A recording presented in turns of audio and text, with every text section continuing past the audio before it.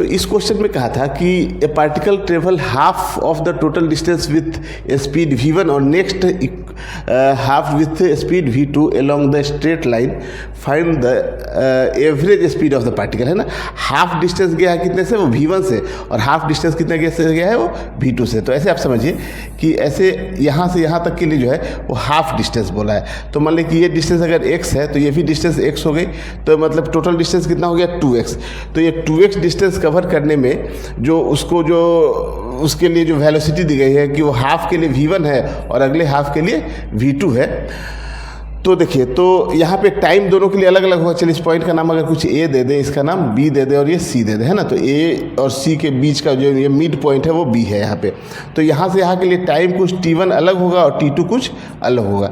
तो टाइम अलग अलग है और डिस्टेंस इक्वल है, ठीक है ना। तो हम लोग जानते हैं कि जो टोटल स्पीड का जो फॉर्मूला होता है ना, एवरेज स्पीड का जो फॉर्मूला आता है एवरेज स्पीड का, वो total distance by total time. Total distance कितना हो गया x प्लस x, है ना, 2x हो जाएगा, और टोटल टाइम कितना हो जाएगा t1, और ये टाइम है t2, तो t1 प्लस t2। तो ऐसे क्वेश्चन में आप क्या कीजिए ना कि देखिए जो अलग अलग है, जैसे टाइम अलग अलग है ना, तो टाइम को चेंज कीजिए स्पीड और डिस्टेंस के टर्म में। तो देखिए टाइम को अगर आप स्पीड और डिस्टेंस के टर्म में चेंज करते हैं यहाँ पे, तो हम लोग ये जानते हैं कि स्पीड इज इक्वल टू कितना होता है, डिस्टेंस बाई टाइम होता है, तो है ना। तो यहाँ से टाइम इज इक्वल टू आप क्या लिखेंगे, डिस्टेंस बाई स्पीड, और यहाँ डिस्टेंस कितना है x है, तो x बाई स्पीड कितना हो गया v1, है ना।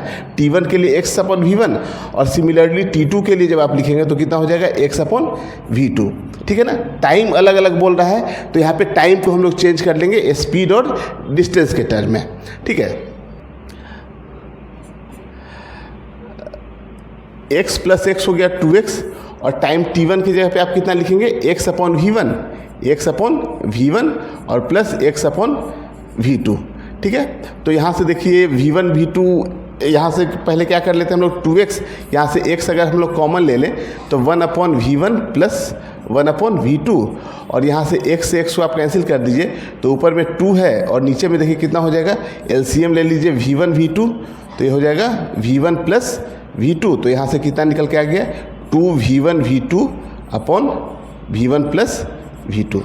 तो ये फॉर्मूला हम लोग एक बना लेते हैं, और ये हम लोग को याद भी रहना चाहिए कि अगर इक्वल डिस्टेंस दिया है ना, ठीक है, और इक्वल डिस्टेंस पे आपका स्पीड v1 और v2 दिया हुआ है, ठीक है, टाइम डिफरेंट है और डिस्टेंस इक्वल है, तो इसके लिए सीधे फॉर्मूला आप याद रखिए कि कितना हो जाता है, v एवरेज जो निकल के आता है वो हो जाता है 2v1 v2 upon v1 plus v2।